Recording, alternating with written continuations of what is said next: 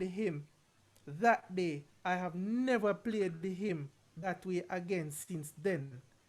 Because so many ideas came to me, and every single time I approach that hymn, even if I'm at an occasion or I'm at church or anything and I hear that hymn, I have never ever approached the hymn the same way, and I've never played it the same way twice before, because so many ideas came flowing. Sometimes I'm on the stage, and to how ideas coming at me, I literally have to freeze for a couple seconds to pick out which way I'm going to go. And that is the approach that I think musicians should take, right? Do not approach any performance the same way. There should always be something different about you, because based on how much you practice, the level that you are elevating yourself to should be so evident, right? So that is something to keep in mind when practicing. Let me head back to my presentation a little bit, right?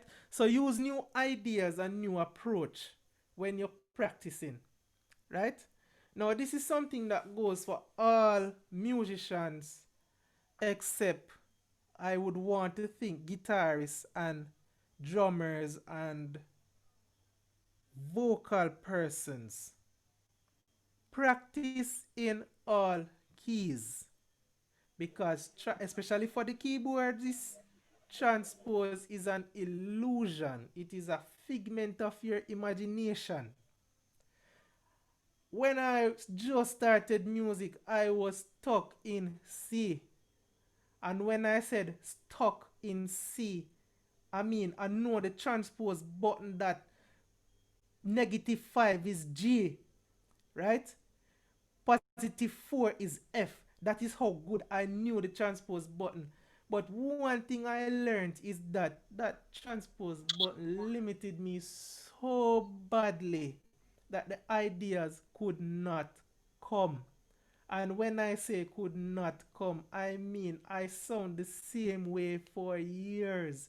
And not until I realized that the transpose button is my biggest weakness on that keyboard, then I grew as a musician when I started working in other keys, right? You learn the different relation in other keys. So many ideas came, right? You know how to transpose so easily, as in playing, not using transpose button, but you could actually just move from one key to another key with ease, right? For instance, if even with turnarounds, it was so easy. Let me give you another example.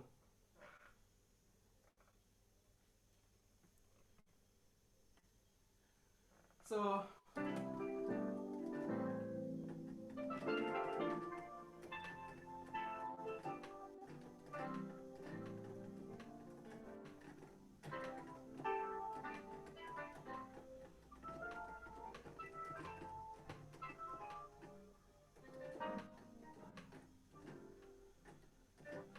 alright, so that was an idea of ending the song, and that came from playing in a different key. So I got to understand the connection between different keys, right? And I could actually just play fluent, and I can play some turnarounds. I play in one key and do a turnaround in another key and then head back to the original key that I was playing in. And for me, that was a very, very, very big accomplishment in my music career. Because trust me, as I said, playing in one key all the time limits you. It limits you so badly you would not understand, right? Even playing in a song and them transpose in the song, and because you're so used to playing in one key, in the middle of the song you have to be hitting that transpose button. God help if that transpose button fail you. When you head on a key, when you start playing a piano now where there's no transpose, then trust me, it shows how bad of a musician you really are, right? So playing in all keys definitely is a plus, and it is something for you to practice.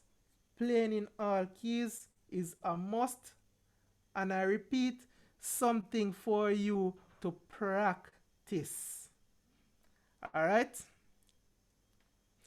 Now, there are some points that we should know about practicing. One, we have to be consistent with our practicing.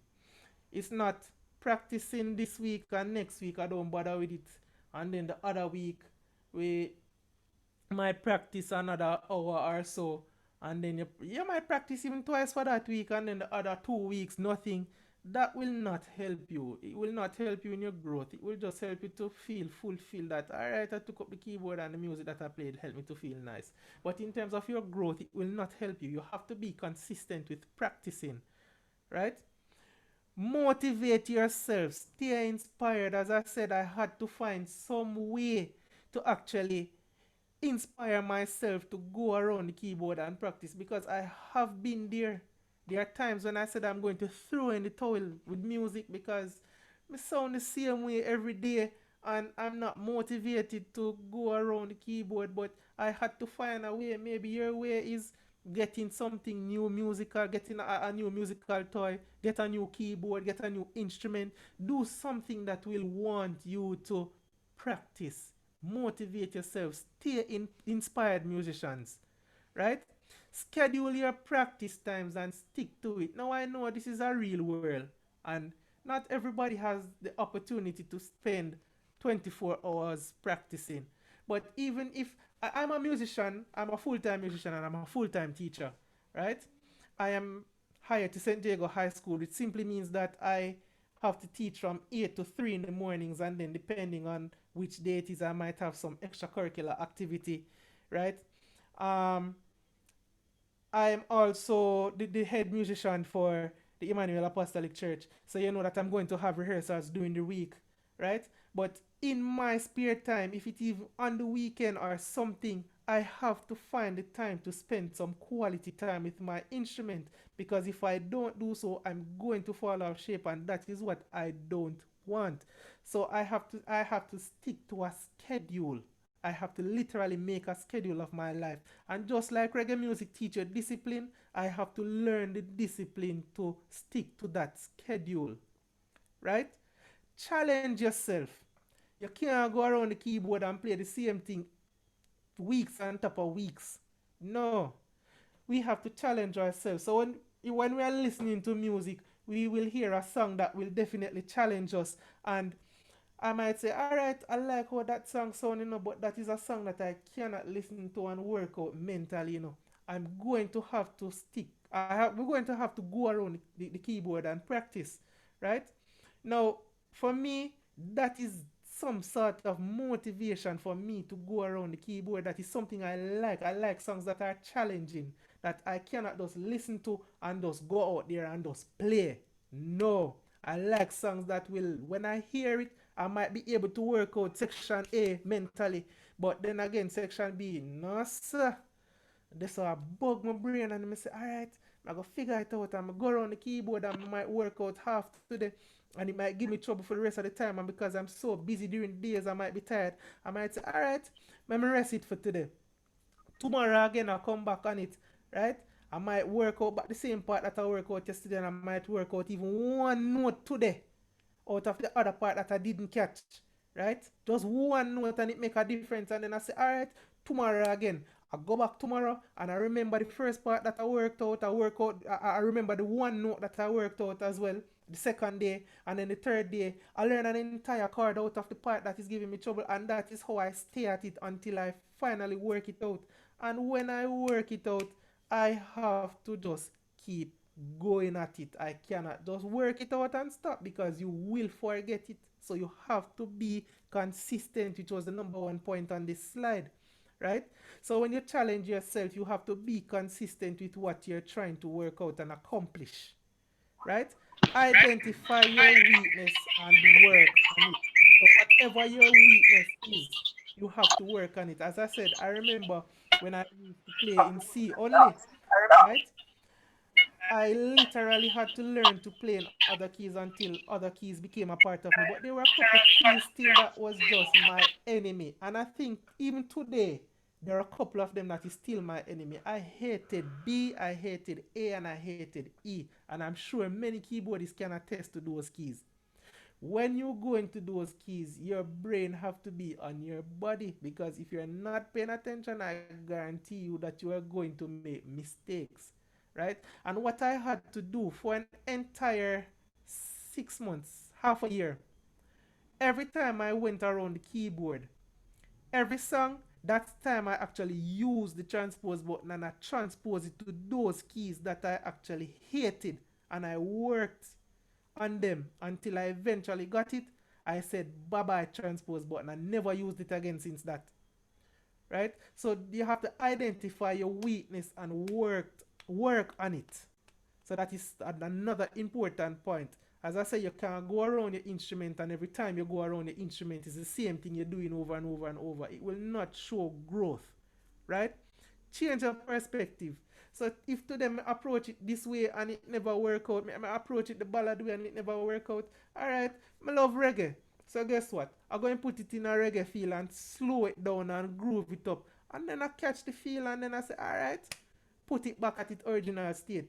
Change the perspective, change the way how you approach the different problems and the issues that you have in music. Right?